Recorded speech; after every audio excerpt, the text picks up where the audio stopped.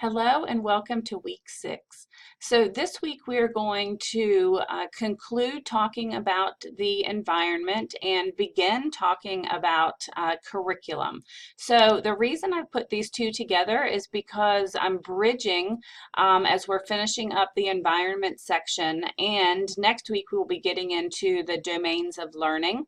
But this week really we're focusing on developmentally appropriate schedules, and so curriculum falls under that because our schedules a lot of times are going to include the curriculum that we're using. So whether or not we're using thematic units, using a curriculum that our center has provided for us, we have to make sure that our curriculum is included in our schedule. But the main focus this week is looking at developmentally appropriate schedules. And so that's going to be your assignment for this week. It's the last of what we call the key assessment in this course.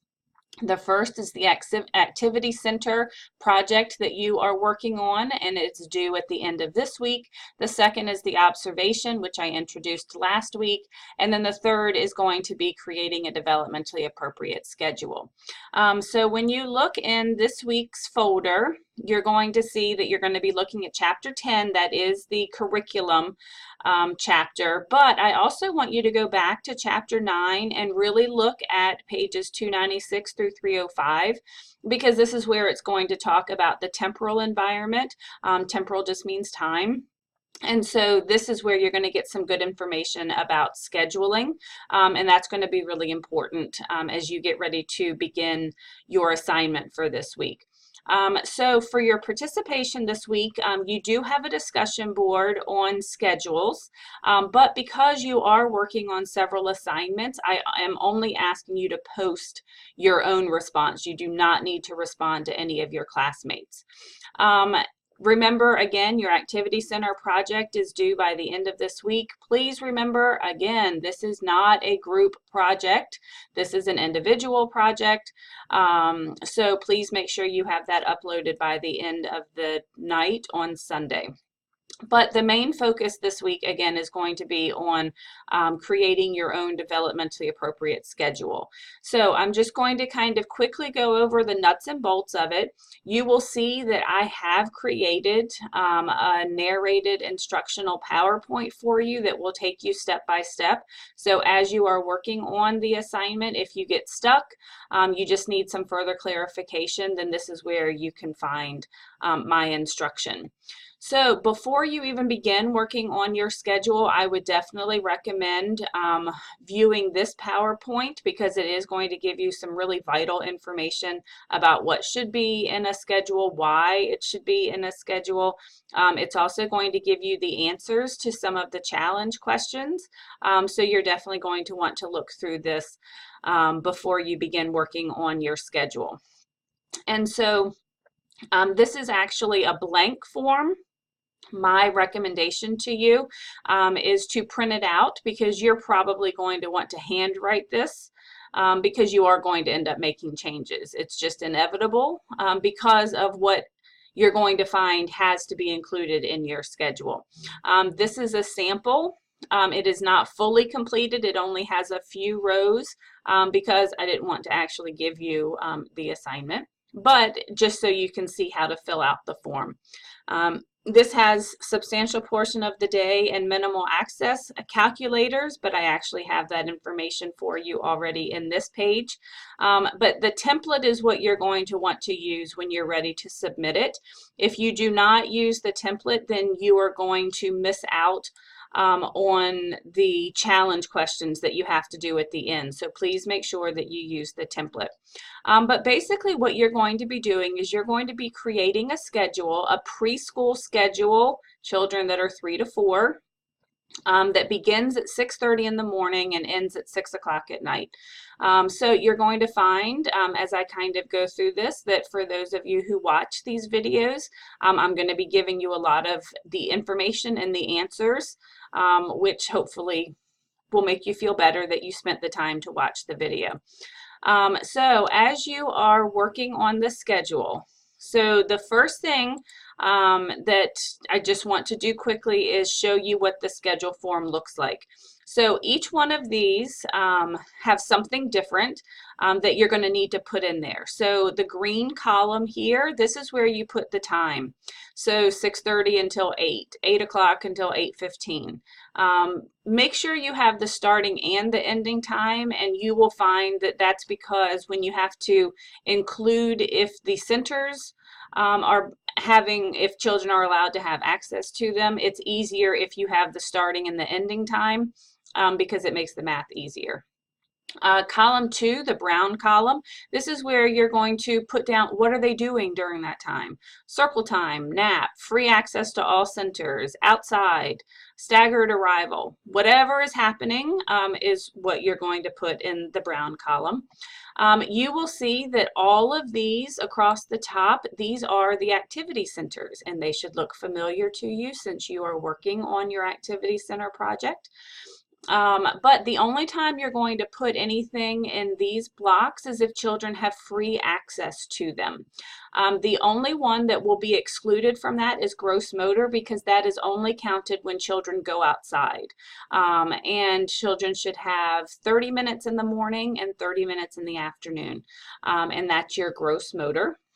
And then when you look down at these rows, the yellow row, substantial portion of the day, remember that means 1/3 of the operating hours, and that should be familiar to you as you're going through your activity center. This is actually a set number, and I will show you how to figure that out. And minimal access is going to be what the bare minimum is if a center wants to at least get a good score, and that is actually already figured out for you, and I'll show you where to find that as well. The only math that you have to do is this green row, and this is where you're just going to be adding up each one of these columns. So you will be seeing, you'll be adding up how long did children have free access to art, how long did they have free access to fine motor, and so on and so forth. So that's what the form looks like. And here's a sample. Again, I'm not giving you the full thing because that's not fair, but just so you can see how people have filled it out. And so you will see that they're putting in what's happening. And again, the only time that you are putting something in the center blocks is if children are allowed free access. If they are not allowed in the centers, then you just don't put anything there. You are going to have to add rows. In Microsoft Word, which is what I set it up with, it's extremely simple to do that. If you put your arrow right near the line, a little plus sign will pop up, and you just click that as many times as you want. It adds all of the rows. It does not mess up any of the formatting, but you are going to have to add rows, so just make sure that you are aware of that. And then when you start looking at the calculators, again, if you're watching the video, then I'm getting ready to give you those answers.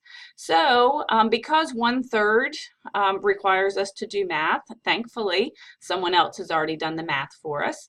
And so depending on the numbers, the number of hours that the center is open, this is what substantial portion of the day should be. And since I've already told you that it's 11.5 hours, that means that substantial portion of the day is 3 hours and 50 minutes. So the yellow row, every single one of those should say 3 hours and 50 minutes except for music and gross motor. Children are only required to have access to music for an hour daily and an hour in gross motor, but all of the other centers need to have 3 hours and 50 minutes. The minimal quality access, anything 8 hours and above is 60. And that's 60 minutes. And so that's the blue row on the schedule form. So every single one of those should say 60, even music and gross motor for the reasons that I indicated earlier. And so once you've got everything in there, then you're going to just simply add up your columns. If they have not added up to 3 hours and 50 minutes, then you need to go back and do some more work to get it there. And then I've given you some hints. Make sure that there's a block of time in the morning, a block of time in the afternoon, staggered arrival and staggered departure. I would have some of the centers open, but this is completely up to you. After nap, Again, that's another good time to give free access to centers. And just a few other things to keep in mind. Your circle time should be no longer than 15 minutes. We're talking about young children who do not have long attention spans. So make sure that your circle time is developmentally appropriate. Make sure that the nap is 2 hours because children take a while to wind down, go to sleep, and wake back up. So again, these are just some hints to help you. And then here are your challenge questions. There's only 3, and I've made sure that anytime you see a color, that is something that you need to do. They're different questions, so make sure you answer them. These are only on the template. They are not on the schedule form, and that's why you need to make sure that you use the template when you're ready to submit. And so the last one is just asking you to go back to that calculator. If a center is open from 8 a.m. until 12 p.m., which is 4 hours, what is substantial portion of the day? 6 a.m. to 1 p.m., which is 5 hours. What is substantial portion of the day? 6 a.m. to 5 p.m., that's 11 hours. What is substantial portion of the day? And again, all of that is in here for you. So that's just kind of the quick version of the schedule. But again, if you are confused, if you have any questions, if you get stuck, make sure that you view and listen to the narrated instruction before asking a question, because I may have answered it already in this resource that I provided for you. So that pretty much takes care of week 6. Don't forget to do your discussion board. Again, you do not need to respond to any classmates. Make sure you submit your activity center project and have a good time working on creating your developmentally appropriate schedule. So have a great week, and I will see you in week 7.